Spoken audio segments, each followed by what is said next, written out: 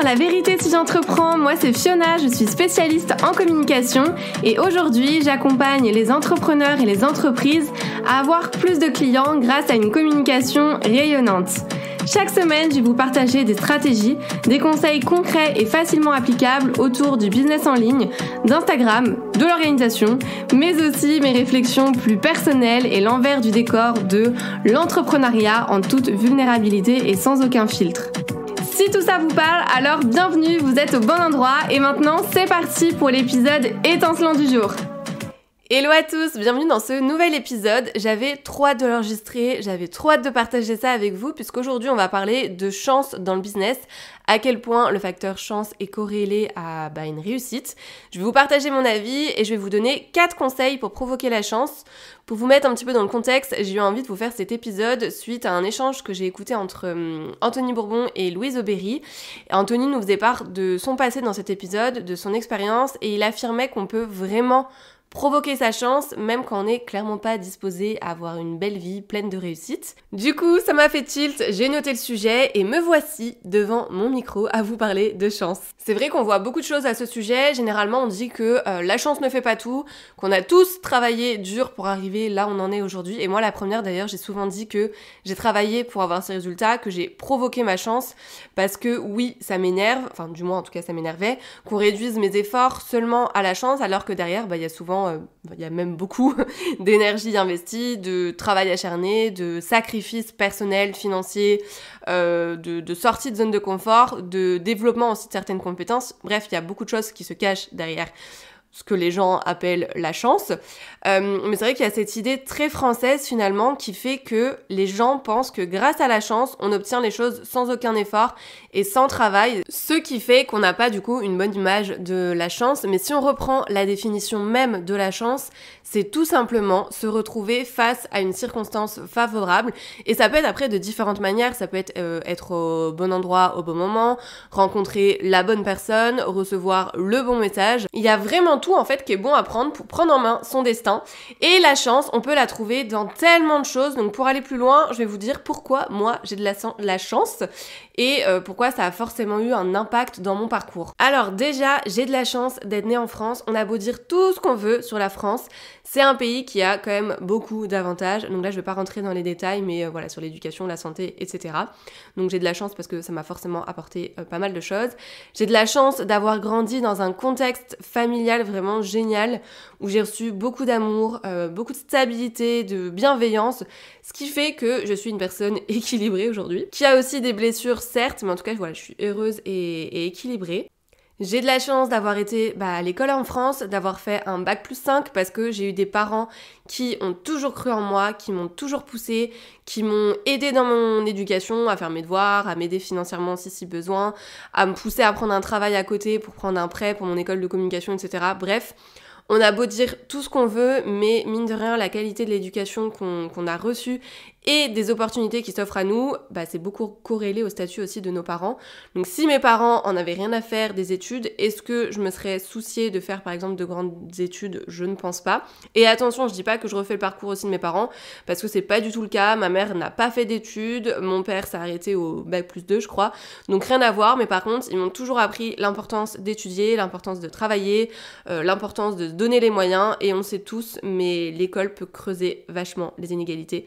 Donc ça c'est encore un autre sujet, donc voilà. Mais ça m'a forcément avantagée par rapport à d'autres, donc voilà, merci à mes parents, merci à toi maman, puisque je sais que tu écoutes mes podcasts, pour tout ce que tu m'as apporté. J'ai de la chance d'avoir pu voyager aussi dès petite, ce qui m'a permis d'avoir une certaine ouverture d'esprit. J'ai de la chance d'avoir des parents entrepreneurs qui comprennent ce que je fais, d'avoir un entourage d'ailleurs de manière générale qui m'encourage, qui croit en moi quand je sais que d'autres sont absolument pas soutenus, donc ça clairement j'ai de la chance parce que du coup ça m'aide aussi au quotidien. J'ai de la chance aussi d'être née à une époque où j'ai grandi avec les réseaux sociaux, avec internet, donc forcément c'est plus facile pour moi, alors je mets des guillemets, mais c'est vrai que c'est plus facile d'établir une stratégie par exemple sur Instagram parce que je baigne dedans depuis longtemps. Comme c'est encore plus facile d'ailleurs pour les jeunes d'aujourd'hui, par la génération et tous les changements de la société qui vont avec. Moi je l'ai vu quand je suis intervenue en tant que jury dans une école de communication en novembre je crois, novembre dernier, les étudiants m'ont littéralement bluffé. Et puis après il y a les gens aussi qui sont lancés, par exemple il y a a des années sur Instagram, ces personnes-là ont eu plus de chance aussi que ceux qui se lancent maintenant où il y a de plus en plus de concurrence, tout simplement, ça a été fait au bon moment, donc c'est aussi un facteur chance. Bon, je vais pas vous faire toute la liste, mais vous avez compris, j'ai de la chance et j'en suis plus que fière parce que oui, la chance fait partie intégrante de ma vie et de ma réussite à mon échelle en tout cas. C'est pas pour autant qu'il faut m'enlever que j'ai travaillé dur, j'ai parfois aussi saisi des opportunités quand elles se présentaient et il y en a qui ont encore plus de chance que moi et c'est ok, il y a des personnes qui connaissent des personnes, je sais pas, connues par exemple, qui propulsent leur activité, des personnes qui ont des gens dans leur entourage pour les aider à avancer plus vite dans leur business, à réussir, des personnes qui ont participé à des salons, des networking qui ont multiplié aussi leurs chances de réussir. Bref, il y aura toujours des personnes qui ont eu moins de chance que nous et d'autres qui en ont beaucoup plus et c'est ok. Gardez bien en tête que tout ce qui nous arrive dépend de nos propres efforts et de nos propres choix et c'est pour ça qu'il faut faire attention et pas se comparer aux autres parce que y a ce facteur chance justement et la chance ce n'est pas quelque chose qu'on peut répliquer. La chance peut mener à des résultats positifs et le fait d'être à la bonne place au bon moment avec la bonne personne peut faire toute la différence et clairement aller vers la voie du succès. Donc ça, il faut en avoir conscience. Moi, personnellement, j'aime croire que j'ai ma part de responsabilité dans ce qui m'arrive dans la vie. Je me remets souvent en question par rapport à ça, par rapport à mes résultats.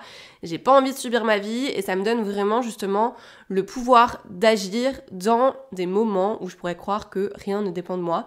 Et parce que ça m'offre aussi l'opportunité d'être fière de moi et que mon entourage soit aussi fier de moi.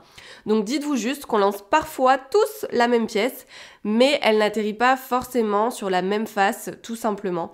Voilà, pour un petit peu déculpabiliser. Et maintenant, je vais vous donner quelques conseils pour vous aider à attirer la chance et à la transformer en opportunité. Conseil number one, soyez ouverts. Sachez en fait accueillir l'inattendu, je vais y arriver. Aucune chance de provoquer sa chance si on reste immobile, si on reste passive et si on conserve tout ce qui est habitude habituelle, routine habituelle. Il faut être vraiment dans la disponibilité, dans la curiosité et dans l'ouverture d'esprit. On dit souvent qu'il faut changer justement ses habitudes pour laisser entrer de l'inattendu dans sa vie. Un exemple tout bête, mais... vous pouvez par exemple changer de trajet, ça va vous donner d'autres opportunités, ça peut vous permettre de rencontrer quelqu'un par exemple que vous ne voyez jamais, qui va vous proposer une opportunité de dingue et voilà, la chance déteste tout ce qui est habitude acquise, donc vraiment faites en sorte de vous attendre justement à avoir de la chance. Deuxième conseil, élargissez votre cercle social, votre cercle de connaissances. Ça, c'est quelque chose d'hyper important. Les coups de chance, ça se passe en grande partie grâce aux interactions avec le monde qui nous entoure. Les personnes avec qui vous interagissez peuvent vraiment vous apporter le facteur ou la connaissance qui va vous permettre d'avancer dans votre projet. Plus vous allez rencontrer des gens et plus vous aurez de chances d'avoir des opportunités. Donc, allez chercher les bonnes personnes pour vous créer cette fameuse chance. C'est difficile d'avoir de la chance seul, donc à vous de vous faire accompagner et d'être entouré en tout cas de bonnes personnes. Troisième conseil, passez à l'action pour provoquer le destin. Si on passe sa vie à attendre, c'est sûr qu'il se passera rien du tout. Donc pour provoquer sa chance, on fait des paris. Parfois ça rate, parfois ça marche. C'est vraiment à vous d'agir pour provoquer votre chance. C'est à vous de travailler aussi intelligemment. Si vous tentez rien, vous allez absolument rien provoquer, ni les résultats que vous pourrez avoir d'ailleurs. Cherchez aussi à vous améliorer, à développer vos compétences, vos savoirs, vos talents, vos ressources, parce que plus vous allez disposer de moyens, plus vous allez tirer profit des opportunités qui viennent à vous. Après, il y a des choses qui dépendent pas non plus de la chance, c'est tout bête, mais... Par exemple, si vous prenez le temps de faire du sport 5 fois par semaine, que vous perdez du poids, et que les gens vous disent « Oh, t'as de la chance, t'as perdu 5 kilos, etc. » Non, là, ça sera pas de la chance. Ça sera parce que, justement, vous êtes donné les moyens d'atteindre vos objectifs parce que vous faites des efforts et parce que vous passez à l'action. Bon, après, il y a toujours ce facteur chance, encore une fois, qui peut rentrer en jeu si vous avez une bonne génétique, une bonne morphologie, etc. par rapport à d'autres. D'où l'importance, encore une fois, de ne pas se comparer puisque tout le monde n'a pas le même point de départ. Quatrième conseil, travaillez votre mindset, croyez en vous. Alors, je sais que c'est facile à dire, mais je pense que provoquer sa chance, c'est avant tout une question finalement d'état d'esprit. L'expression d'ailleurs, croire en sa bonne étoile, elle est véridique. Vous devez croire en vous, en votre chance et en ce que le hasard aussi vous réserve pour l'attirer. On devrait pouvoir changer notre regard sur les événements, même quand on a des échecs. On devrait s'en servir comme des occasions pour rebondir.